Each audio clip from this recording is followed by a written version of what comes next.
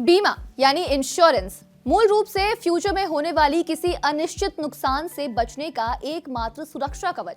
आसान शब्दों में कहे तो ये दो पक्षों बीमा यानी कि इंश्योरर और बीमा कराने वाली व्यक्ति यानी इंश्योर्ड के बीच एक कानूनी अनुबंध है। इसके तहत बीमा होल्डर एक फिक्स्ड शुल्क जिसे प्रीमियम कहते हैं उसका भुगतान करता है। इसके बदले में बीमा कंपनी किसी दुर्घटना, बीमारी, मृत्यु या संपत्ति के नुकसान जैसी सिचुएशन में बीमित व्यक्ति या उसके परिवार को फाइनेंशियल हेल्प प्रोवाइड करने का एक वादा करती है। हाल ही में केंद्रीय कैबिनेट ने सबका बीमा सबकी रक्षा bill insurance act amendment bill 2025 को मंजूरी दी है।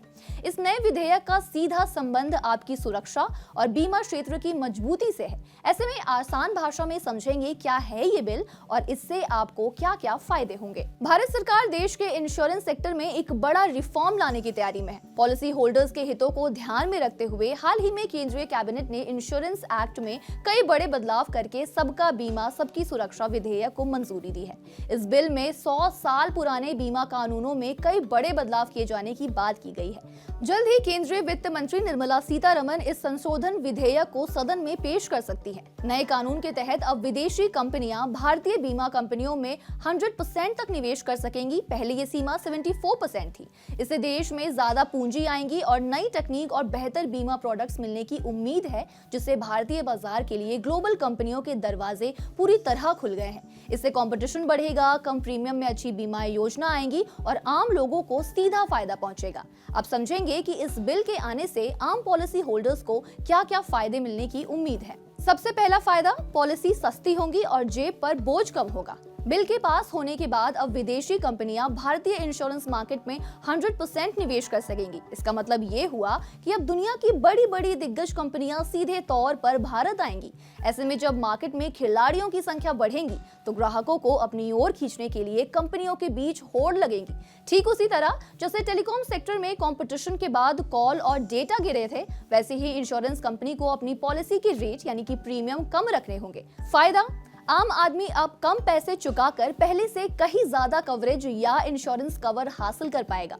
बीमा अब केवल अमीरों की पहुंच तक सीमित नहीं रहेगा। दूसरा फायदा, अभी तक भारत में ट्रेडिशनल लाइफ या हेल्थ इंश्योरेंस ही ज्यादा पॉपुलर हुआ करता था, लेकिन जब विदेशी कंपनियां अपने 100% मालिकाना हक के साथ आएंगी तो वो अपने साथ इंटरनेशनल स्टैंडर्ड के नए प्रोडक्ट्स भी लाएंगी।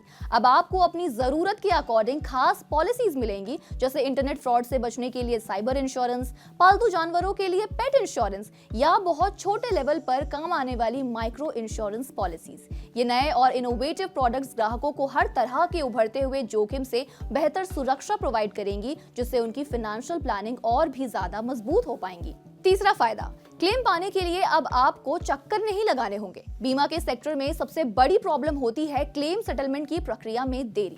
नया कानून इस सिस्टम को भी बदलने वाला है। मार्केट में बढ़ती कंपटीशन सिर्फ प्रीमियम कम करने तक सीमित नहीं रहेंगी, बल्कि सर्विस क्वालिटी पर भी इसका सीधा असर देखने को मिलेगा।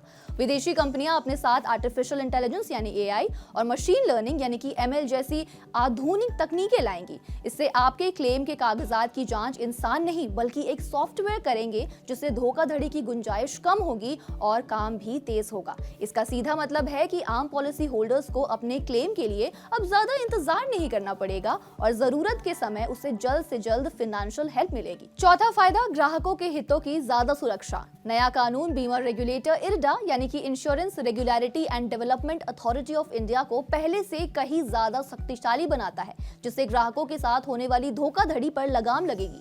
अब इरडा के पास नियमों का उल्लंघन करने वाली कंपनियों पर सख्त कार्रवाई करने का अधिकार होगा। ठीक वैसे ही जैसे शेयर बाजार नियामक सेबी की तरह अब इरडा भी उन कंपनियों से गलत तरीके से कमाया गया मुनाफा वसूल कर सकेगा जिन्होंने ग्राहकों को ठगा है। ये प्रावधान कंपनियों पर कड़ा नियंत्रण इंश्योर करेगा, जिससे गलत तरीके से पॉलिसी बेचना और तो और दूसरी धोखाधड़ी वाली गतिविधियां कम होंगी। पांचवा फायदा, बीमा की पहुंच बढ़ेगी। विदेशी निवेश यानी एफडीआई की सीमा हटने और बाजार में ज्यादा पूंजी आने से बीमा का दायरा शहरों से निकलकर गांवों तक पहुंचेगा।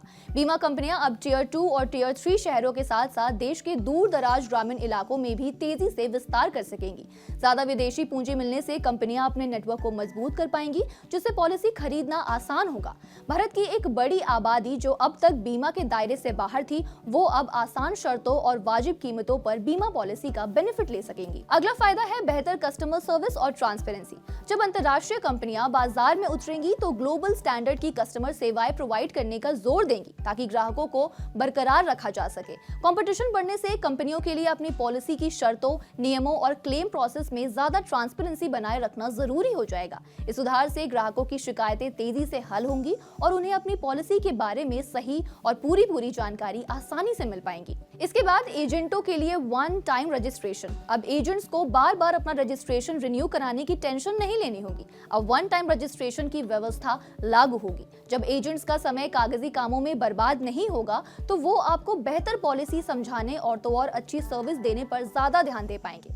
आपको अब पहले से ज्यादा जानकार एजेंट मिलेंगे, जो आपकी जरूरतों के हिसाब से आपको सही गाइडेंस देंगे। देश की सबसे बड़ी कंपनी LIC को अब और भी ज्यादा शक्तियां दी गई हैं। अब नए जोनल ऑफिस खोलने या बिजनेस से जुड़े बड़े फैसले लेने के लिए LIC को सरकार की मंजूरी का लंबा इंतजार नहीं करना पड़ेगा। इस आजादी से LIC बाजार की जरूरतों के हिसाब से तुरंत बदलाव कर पाएंगी और प्राइवेट कंपनियों को कड़ी टक्कर देंगी। इसका सीधा फायदा उन करोड़ों लोगों को होगा जिन्होंने अपनी मेहनत की कमाई LIC में लगाई है, क्योंकि अब उन्हें और भी बेहतर और तेज सर्विसेज जो मिलेंगी।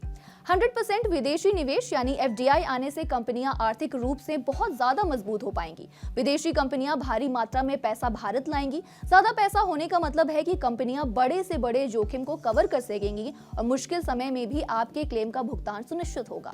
आपकी पॉलिसी अब पहले से कहीं ज्यादा सेफ है। ये बिल सिर्फ बीमा तक सीमित नहीं है, ये देश की अर्थव्यवस्था को भी मजबूती और रफ्तार देगा। इंश्योरेंस सेक्टर और उससे जुड़े क्षेत्रों में रोजगार के लाखों नए अवसर पैदा होंगे।